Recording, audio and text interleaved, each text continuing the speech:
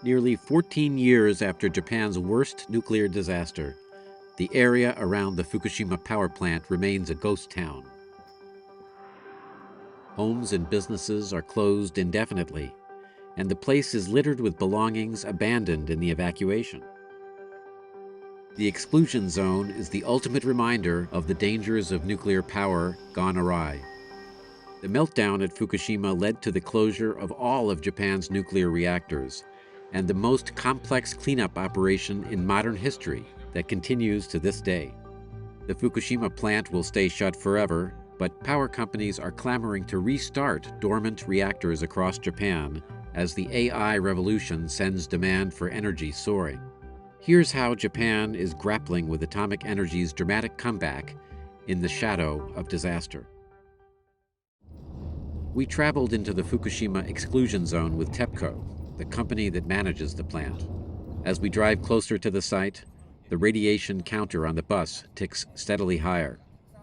Large areas around the plant remain frozen in time, a testament to the consequences of nuclear energy's destructive power. もともとこれたくさんいろんな大型のお店があったんですけれども、今真っ平らになっているのは全部建物を壊したからです。The 2011 earthquake and resulting tsunami knocked out the plant's cooling system, causing 3 reactors to melt down. TEPCO has been cleaning up ever since, but stubbornly high levels of radiation make that a complex and expensive operation. Opponents of nuclear power see the Fukushima meltdown as the inevitable result of relying on a dangerous energy source. The concentration of radiation is highest at the damaged reactors, and we were only allowed to stay in the nearest zone for 15 minutes to limit our exposure.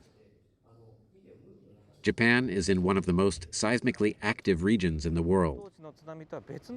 So TEPCO has had to build a number of fail-safes around the site in case another disaster strikes.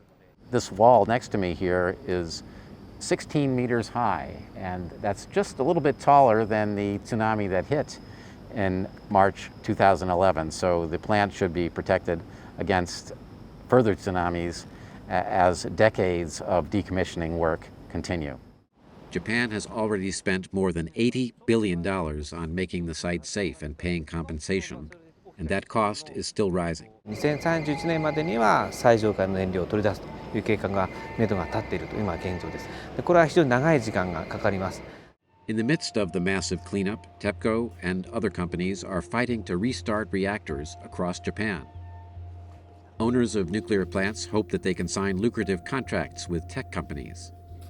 AI pioneers in need of enormous amounts of energy to keep data centers running are betting billions of dollars on nuclear power. After well-publicized accidents sparked a shift away from nuclear energy, there is now a global race to secure access to atomic power. Microsoft recently struck a deal to restart Pennsylvania's 3 Mile Island, the site of America's worst nuclear accident.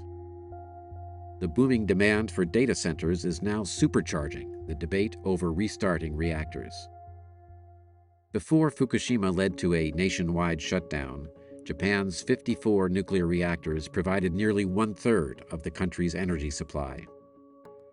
Only 13 reactors are back online under tight restrictions. The offline reactors that are operable have a total capacity of about 24 gigawatts. That's enough to power hundreds of data centers.